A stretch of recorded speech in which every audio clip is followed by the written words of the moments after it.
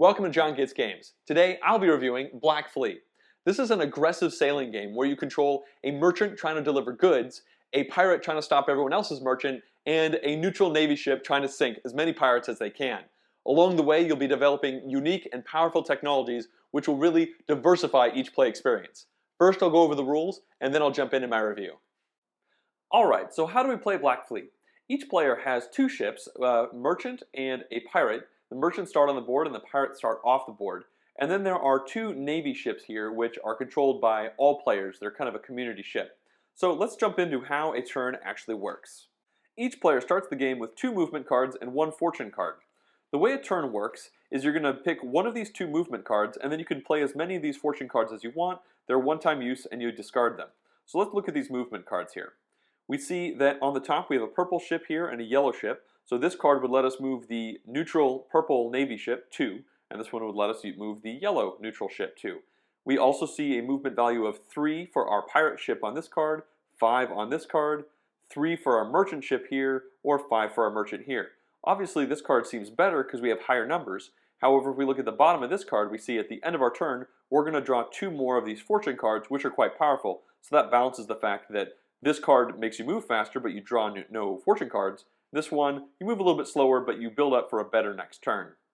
Moving your ships on the board is very simple. You move the number of spaces equal to the value on the card, and the spaces are demarcated by these little dotted lines. We have our pirates over here, and they start the game off the board, so you bring them on in one of the 3 open spots at the edge of the board, and then they continue their movement. So I could go 1, 2, 3 if I had picked the card that let my pirate go 3 spaces. It's important to note that you're never allowed to move a ship through an opponent's piece or through a non-friendly navy boat. So if I played a movement card that had a purple boat on it, I could move through the purple navy ship, but if I play the yellow one, then this merchant might find themselves really locked out and they'll have to go the long way around in order to get to this port, and that applies to every single boat type. You will also notice that there are 5 ports around the game. As I showed you that our little merchants start at ports, but there's also a green port here and a red port here.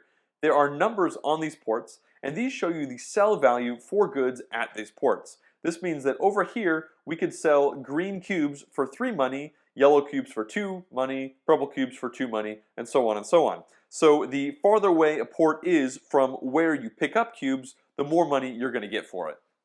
In addition to moving, each ship gets one action that they can perform. Those actions are different for the different types of ships. Let's cover the merchant first. So if our merchant was able to move 1, 2, 3, 4, they are now on the gangplank of a port which will accept the type of goods that they have. So we'll just dump those out. We have 3 of these times 3. That's going to get us 9 money from the bank, so that's pretty great. And then as part of the same action, we're going to load this ship up. And if you look at the figurine here, it only has space to hold 3 cubes, which is pretty great. So we load him up, he's on the same spot, he's ready to sail out and try and sell these goods at a different port. Now we have the pirate ship. If it moves 1 forward, it'll be adjacent to an opponent's merchant, which will allow him to plunder that merchant. So for an action, you can take a cube from the merchant, put it in the back of the pirate, and as you can see, there's only space for 1 cube on the pirate. And for doing this, you're also going to grab 2 gold off of the merchant ship as a bit of a bonus. On a following turn, pirates can use another type of action to move over to a beach that has a shovel and a number on it. They can bury this good as treasure, get $4 from the bank for doing that. This cube goes back to the supply, and now they're ready to go and plunder another merchant ship. Now for the neutral navy ships.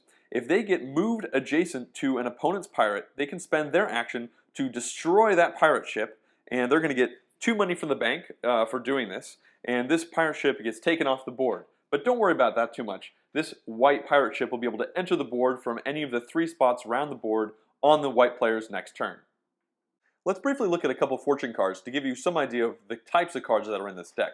You're allowed to hold 3 of them in your hand at any point in time. You can spend as many of them on your turn as you want. So if we look over here, we have the Naval Wind. This lets us move our navy ship an extra 2 spaces on the turn for discarding this card. We have Lucky Wind, which lets us move an opponent's piece up to 2 spaces in any direction we want, which can be pretty great for catching with a pirate or moving somebody out of the way so you can get through.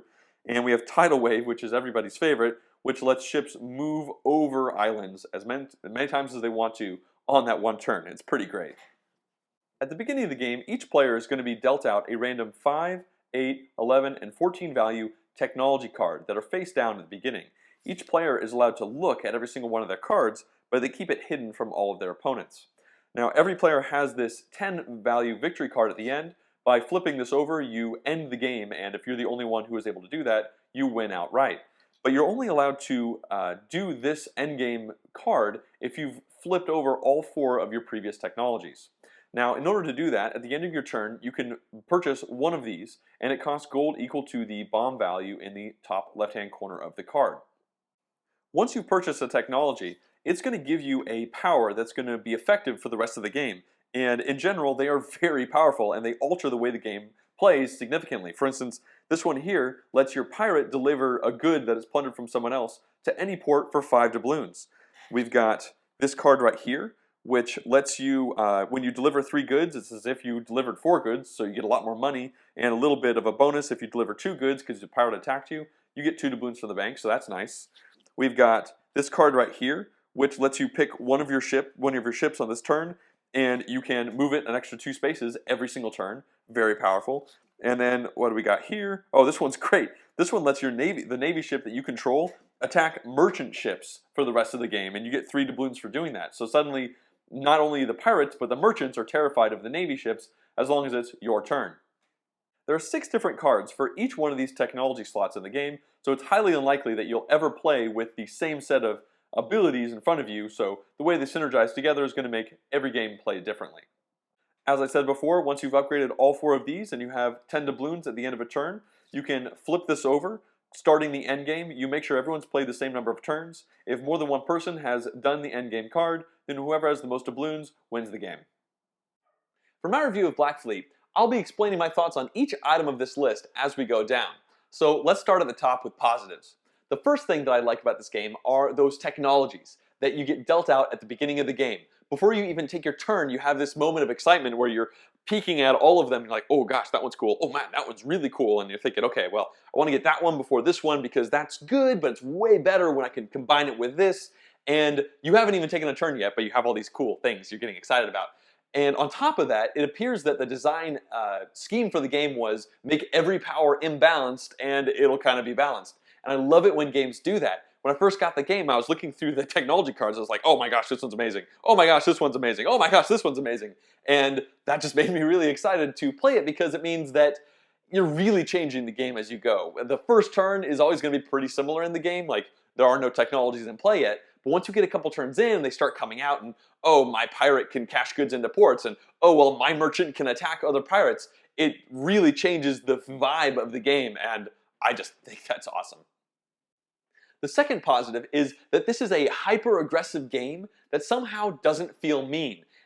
Normally in aggressive games, you kind of be like, oh crap, stop sinking my ship over and over again. I can't do anything. I'm never going to win if that happens. But in this game, you kind of don't care. You're more bummed that your opponent just got the 2 gold than you are that your ship got taken off the board. Now, occasionally, you had a good and you're about to go bury it on a beach and you are kind of upset about that. But, you know, next turn, your pirate zooms onto the board from one of 3 different spots.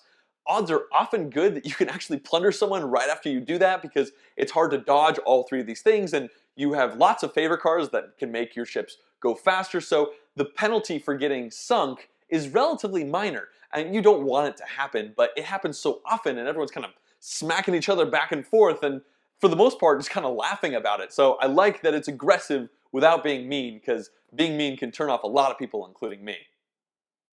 The third positive is I have to mention how gorgeous this game is. You probably saw it in the rules already, how wonderfully illustrated every single card is in the game. And these boat pieces are like tiny little details, like all the guns on the sides, you have little waves rippling on the bottom, and they're even designed well so that you know how many cubes they're supposed to take because that's the number of spots they have in there. We've got this money that's just like really substantial. It's way better than little cardboard chits. And unfortunately, the gold and the silver, so the 5 and the 1 value, are kind of hard to tell apart, which is a bit of a bummer. But in general, that doesn't take away from the awesome production. I mean, look, even the insert in the game box works. Everything gets stored in it, and it's a skull and crossbones. That's so cool. The one neutral point I have has to do with those technologies I love so much, but I wish there was some official variant that had to do with deciding or choosing which technologies you actually got to play with. They're dealt out randomly at the beginning of the game, and the first game, I mean, you absolutely would need to do that, but I feel like on subsequent games, the excitement of seeing what cards I get is a little bit diminished and a little bit more of a feeling in my head where like, I wish I had some way to make a combination work. So I feel like I might try a house rule where we deal out all the cards into decks, and then you maybe pick one, draft one, and then pass to the left, and draft one and pass to the left, so that you have a little bit of say in the engine that you're kind of building in front of you. I don't think this is the end of the world. You definitely want to play with randomized technologies the first time you play with people. And obviously, I could just make my own house rule, but I'm definitely going to give that a try because I think that will probably add a little bit more to this great game. The first negative point is that in every game of this I've played so far, there has been a fall behind loser. I see kind of a cluster of 2 to 3 people who are doing very well and one person who is just far behind. And unfortunately, the way the game works, you do good, you get some gold, and then you spend that gold to reveal some technologies, and now you get really good, and it kind of cycles and keeps going. Whereas if one person can't really get their foot in and maybe even has trouble getting that first technology to perhaps playing poorly or just getting unlucky, they are really out of it. There's no catch-up mechanisms at all in this game besides potentially saying, okay, well, I want to target the person who is most likely to be my competitor to win, so I'm not going to attack the person who is, you know, that fall behind loser. Unfortunately, this game really does benefit highly tactical play, where if there's a merchant that you can attack, then you're going to attack it, even if it is that person who's not doing very well. If you have a choice, if you can attack that person or somebody who's right behind you or right ahead of you, you're definitely going to attack that one person. But it seems like oftentimes that one person who kind of is falling behind, they don't have that ability to shoot onto the board or get extra bucks when they turn things in or have their merchant attack other pirates, and they just kind of get a little bit farther and farther behind, and that person is having an okay time, but I can see in their eyes they're a little bit bummed that they're not doing the awesome stuff that the people who are kind of in the thick of it are doing, and that's a bit of a bummer. The other negative that I have has to do with a slight imbalance between the ports around the game, which kind of surprised me. The Blue Good is the only one that has 2 different ports that will sell at 3 doubloons per crate, whereas every other color only has a single other port that will give you 3. What this means is the obvious choice for the start player, the first person to put their merchant down, is to go to that blue port. And I don't know, that kind of hate it when a game gives you options and then really doesn't give you that option, because there is a best move. And it's best because if you're going straight down and pirates come on the side, well, you can just detour and you still have a great secondary spot to go and try to go for those 9 doubloons on the first cash in, versus every other color, you know, if you're gunning for that 3 doubloon port and something happens, well, you're veering off and you're only going to get 2 doubloons per. Now, it doesn't seem like that big of a deal, but 1 doubloon can be the difference between getting a technology this turn and getting it next turn, which can have big scaling impacts based off of what that technology is. Now, multiple players can go on different ports at the beginning of the game. There's 3 gangplanks, and so I've seen in almost every game now at least 2 people start in the blue.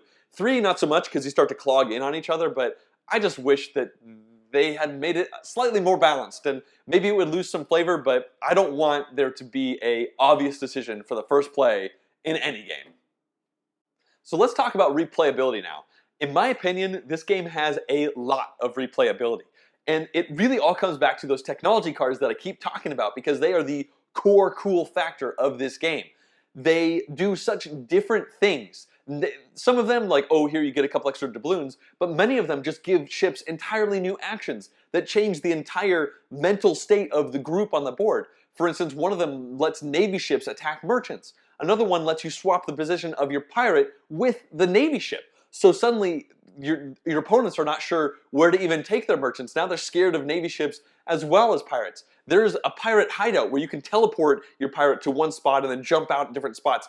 There's all these different things that make every game play very differently, because you really need to think, you know, mid-game, once 2 or 3 abilities are revealed, you're constantly thinking about what that person has the ability to do and that person has the ability to do. And I don't think you're ever really going to have a situation where it's the same, because even though there are only 6 different abilities for each type, and you're going to see 4 of them in a 4-player game, not everyone's going to have the same ones at the same time, and the way they combo, I just think it is going to be fresh for a very long time. I think replayability is higher than I would have actually at first thought in a game where you're just playing these cards and moving little pirate ships around. Now let's talk about player count. On the box it says this game supports 3 to 4 players, although there is an official 2-player variant that was published on the Board Game Geek by the designer. There are a couple non-official 2-player variants as well. I have not played it 2-player yet, however I have played it 3 and 4-player, and I think this game definitely plays best with 4 players. It worked with 3, I would totally play it with 3, but the Caribbean little island map is a bit more empty, and this game really wants ships everywhere. Lots of options. Ships you're running towards, ships you're running away from. It's a bit chaotic, it's a very tactical, and that's the way the game was pretty obviously designed to be. So I would play it 3, but if there's a 4th person kind of not sure, I would really try to reel them in and get them in there because 4 definitely plays best. In conclusion, I've been really excited about this game from the moment I heard about it. I saw little photos on Board Game Geek. I bought it as soon as I could. I opened the box and I got even more excited because you have all these great bits and I'm reading through all these powers and they seem so cool. And I played the first game and I loved it. I loved it every second of the way through.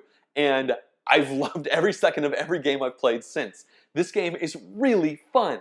It's so unusual to find a hyper-aggressive game that doesn't come across as being mean.